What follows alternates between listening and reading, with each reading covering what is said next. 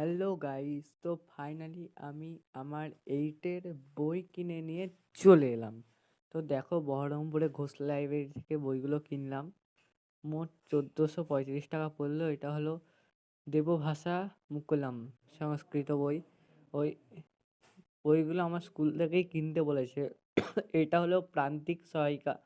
প্রান্তিকটা আমার প্রাইভেটের জন্য কিনলাম, এটা স্কুল থেকে বলেনি। প্রান্তিক বিজ্ঞানের আমি। আর এই বইটা ভালো লাগলো। এই বইয়ের মধ্যে পরীক্ষার মতো করে প্রশ্ন আছে, তোমাকে পরে এই বইটার মধ্যে কি কি আছে একটা ভিডিওর মাধ্যমে জানাবো। এরপরে আছে প্রশ্নসাথী, ছায়া, ছায়ার প্রশ্নসাথী 2026, এগুলো সব নতুন বই। এই প্রশ্নসাথী, দেখো এই বইটার দাম আছে 360 টাকা।